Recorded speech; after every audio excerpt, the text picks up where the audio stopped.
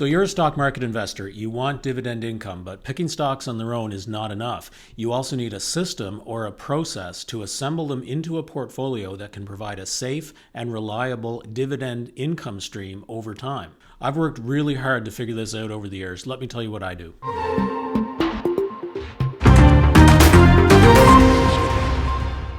I think that building a dividend-focused portfolio has its own unique set of requirements, and I really think it comes from safety and the reduction of risk. I think that's less important for growth investors in the early phase of their investing careers where they really want to focus on momentum and big gains and big growth.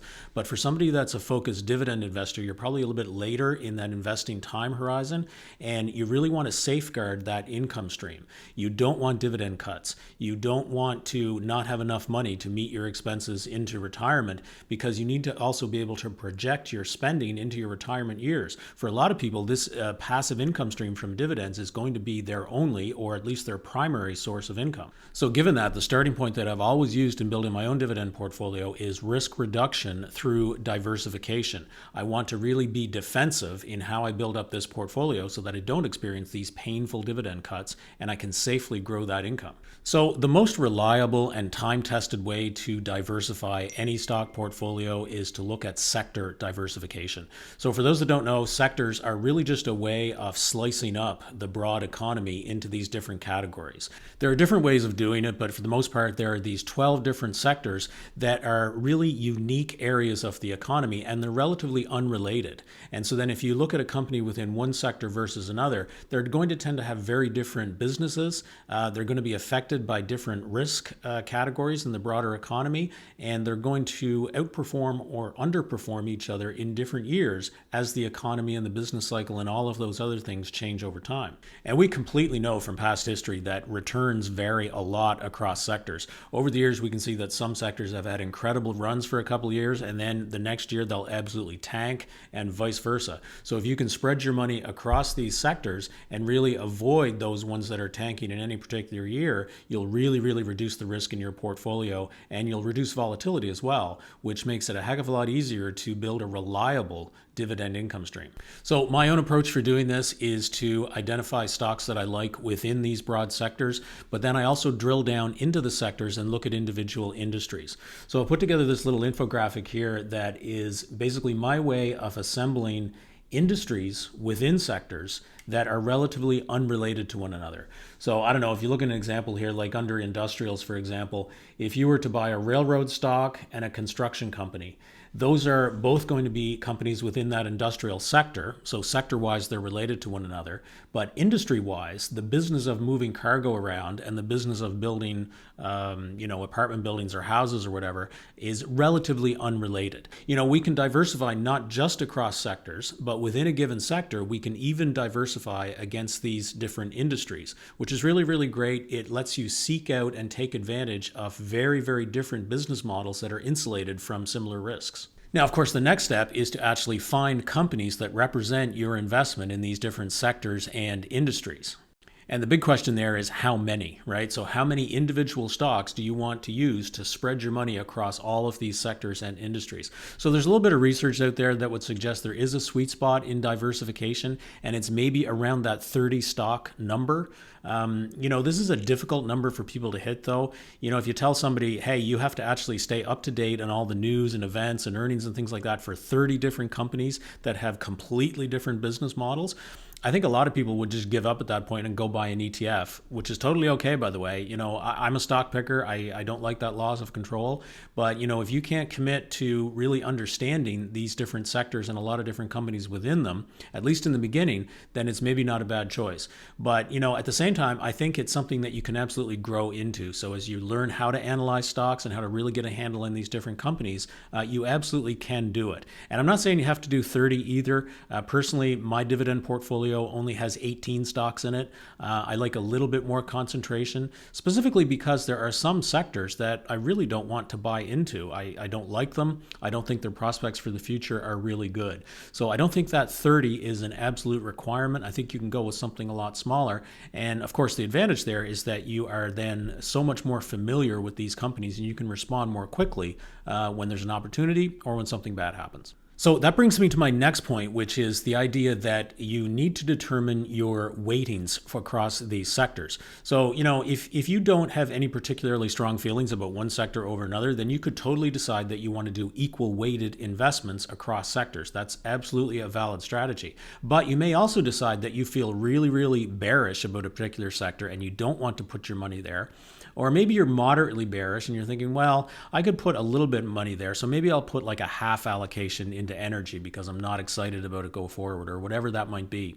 You need to be careful with this because I think sometimes we get overconfident in our ability to predict these things, and we think that this sector is going to take off and this one's going to take a dive. Could be. Personally, I'm a little bit pessimistic about my ability to predict these things. There are some sectors I don't feel good about. Energy is a prime example. So I'm underweight in energy in my own portfolio. So I think there are decisions like this that we can make to sort of fine tune our target weights for how much money we want to initially load into a given sector and the stocks within it. Okay, so given that, then the next step would be to start accumulating your holdings across these different sectors. It's the process of pushing new money into your account and then allocating it to the different stocks that represent your investment across these sectors and industries. A couple of ways to go about this. You could totally just, push money into that account, do equally weighted purchases across the stocks that you're holding, establish a new position when it's time. You could certainly do that. It's difficult in the beginning, though, for a new investor that doesn't have a lot of money to invest. If you only got like $1, $5, $10,000, whatever it is, it's really difficult to spread that amount of money across 20 different stocks. So there are a couple of solutions to this, though. One of them that's quite new is this ability to buy fractional shares. And so a number of different brokerages are offering this now, where you can actually buy less than one share of a particular company. You can go buy a quarter share, for example. And I think this is a really, really great way to, still get that diversification, but don't over allocate money to any one single stock. Now, not all brokerages are offering this. It's a relatively new thing. It's widely available in the US. Most brokerages are offering it, and you can do it on most exchanges. It's way more limited here in Canada. A lot of Canadian brokerages will allow you to do it for US stocks, but not Canadian stocks on the TSX. So just be aware of that. The broker I use is Interactive Brokers, and they do absolutely offer it on all of the US exchanges. It's a really, really convenient way to start building those small positions. Another solution for this is to, in the beginning, possibly stay away from stocks, and go back to ETF investing and simply start accumulating a position in an ETF that is really suited to your goals in the beginning. And so I think if you are in this position of having very, very little money to invest and you're early on in your investing career, that's not a bad choice at all. There's a couple of relatively aggressive growth ETFs. I know VGROW here in Canada is a really, really good choice. There's one in the US called VOOG. It's a Vanguard fund that's one of these total market growth sort of funds. So I think, early on in your investing career, maybe you're still learning, maybe you're not confident enough to pick stocks yet, or maybe you just don't have enough money to allocate it well across a portfolio of stocks. I think that's absolutely a good choice. A strong growth ETF like this is going to let you build up your holdings over time. And then maybe a few years from now, you can start moving money out of that fund and start picking these individual stocks. The other thing I would say about that is that these funds are investing in growth stocks, not so much dividend stocks, which personally I believe is appropriate for a younger investor. I sort of scratch my head a little bit at a very young investor going heavily into dividend stocks. I suspect what is happening there is they're chasing that current income at a time in their investing career when they might be a little bit better off chasing aggressive growth and then sliding into dividend investing over time. So something to consider if you're a younger investor. Now that said, if you're on the conservative side, in terms of your investment outlook, and you really want the safety and the stability and the low volatility that comes with dividend investing, even early in your investing career, and you're willing to sacrifice some initial growth for that, then absolutely, that totally fits your investing goals, and I think that's a good way to go. But still, I would encourage you to at least consider a portion allocated to more aggressive growth. Okay, back to portfolio construction though, let's stay on topic. So the next step after you've accumulated some money into these holdings is periodic rebalancing. And I think so many people overlook this, but you need a systematic approach to rebalancing your holding over time. Let's say that you start off with equal weight across sectors. Over time, that's very quickly going to stray from those equal or even target weights. One sector will do really, really well. You'll have a runaway tech stock or something like that, and other sectors are going to underperform. Maybe there's a secular decline in that sector or a crash or whatever it is. So that presents you with an opportunity then to take some money in an over-allocated sector, sell a few shares, reduce a position, and move that money into an underperforming sector and change those weights up. So this is absolutely fantastic because it reduces risk, right? It takes some money off the table in an over-allocated sector and reduces your exposure in that one, and then beefs up an underweight sector to increase returns there potentially.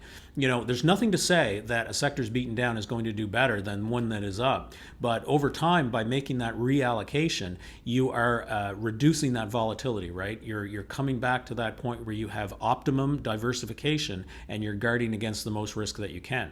Now, the other thing that is super, super important for a dividend investor here is that this rebalancing is going to increase your dividend income. And this, again, is a point that I think a lot of people totally miss, is you need to understand the relationship between price and dividend yield.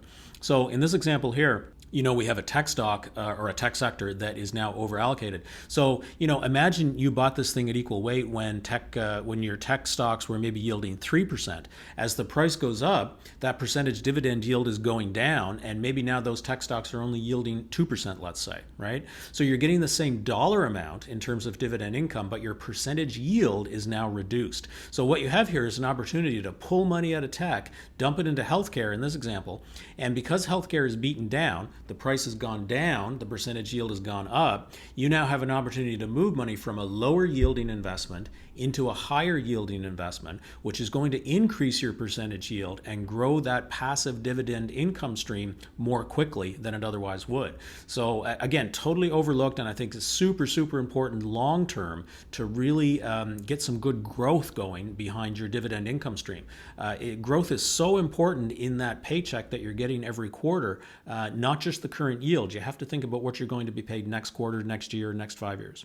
Okay, so how do we find the best companies? It's great to have this framework, and we've got sectors, we've got industries, we've got buckets, we've got rebalancing, we've got allocation, we've got all that kind of thing. But at the end of the day, you still need to find the very best companies that you possibly can in these individual sectors and industries. So, as a do-it-yourself investor, I struggled with this for years. I was the type of guy that would read financial statements and earnings reports and news articles and stuff like that and try to figure out, what's going on, look at brokerage reports and all this kind of thing. It's really, really difficult. I'm an analytical guy. I work in IT. So to me, I kept thinking, gee, there must be a better way to compare the numbers, because all things being equal, you take two companies that are exactly the same. I want the one with better earnings, more profit potential, less debt, a lower valuation, whatever it is. And these numbers are totally available, but they're really, really difficult to compare on your own. So I did a ton of searching, and back in 2016, I found this Portfolio 123 platform, and the amount of returns that I was able to get from both my growth portfolios back then and from my dividend portfolio now, I've sort of, made that transition into dividend investing. But the power from those tools in terms of screening and ranking and back testing and these head-to-head comparisons, it's really unbelievable. And it really gave me that solution I was looking for to find those best stocks, really pick the ones that have the best prospects of being the strongest winners and providing the most reliable dividends. You can analyze different safety metrics and things like that. So that's how I do it. We all need to come up with our own approach for this, but I would highly recommend Portfolio 123. There's a link to it down in the description. It's an affiliate link. You go there, you get I think it's a 21-day free trial, no risk. So I would highly recommend that you go check that out. It's a learning curve. It's not an easy tool to use because it's so powerful. It's so feature rich. But I absolutely think it's the best solution out there for this problem of finding which stocks you want to fit into that diversified portfolio. Okay, so let's do a quick recap on the process. So step one is to go identify the sectors and industries that you want to invest in and understand their drivers. You totally don't have to invest in all 12 of those. You might find 7 that you like and 5 that you absolutely hate. That's totally an individual thing that you need to do. But at least then you can start to understand the economic drivers and the outlook and the prospects behind these individual sectors and sort of start building out your framework there. Step two is to start filling those buckets, those sector and industry buckets, with individual stocks. So maybe you're screening on portfolio 1, 2, 3, or using some other tool, or you're doing it the old-fashioned way, whatever it is, you need to find the stocks that then will fit into those buckets. And then it's all about weighting, right? So what are your target weights across these sectors and industries? And that's going to tell you how much money you need to put into these individual stocks to represent the holdings in that sector. And then it's all about accumulation over time, right? So what's your strategy for moving new money into your account? Which stocks are you going to buy? And I think one of the key things here that I should mention is it's so important to buy a bargain. Don't overpay. Don't chase the price. Absolutely crucial for dividend investors too, right? Because again, if that price is high, the yield is low. You need to chase lower prices, which will give you higher yields. Of course, you need to be careful with this because a high yield can be a value trap. It's a sign a company might be in distress. But you really need to understand that as a dividend investor, you are buying an income stream and you cannot pay too much for it. So be very, very careful about this. And finally, step 5 is that maintenance phase, right? It's about rebalancing. It's about pruning and trimming and moving money from here to there, adjusting your target weights and all that kind of thing. So viewed from a portfolio perspective instead of an individual stock perspective, it lets you get that higher level view, right? And you now have a management tool or an approach to get into your portfolio and sort of fine tune all of those different variables. Okay, so maybe these infographics are useful to people. I'm not sure. I think that sector diversification one is probably quite useful. It's a great way to think about, what are unrelated industries in a given sector. So what I'll do is I'll make this available for download. I'll put it up on my Patreon page, but I'll make it totally free. I'll make it a public post on there, and I'll put a link in the description. So maybe it's useful, maybe not, I don't know, but check it out if you want. And hey, if you like the video, consider hit that thumbs up button. It really, really helps me out. Subscribe if you haven't, ring the bell, and I'll see you on the next one.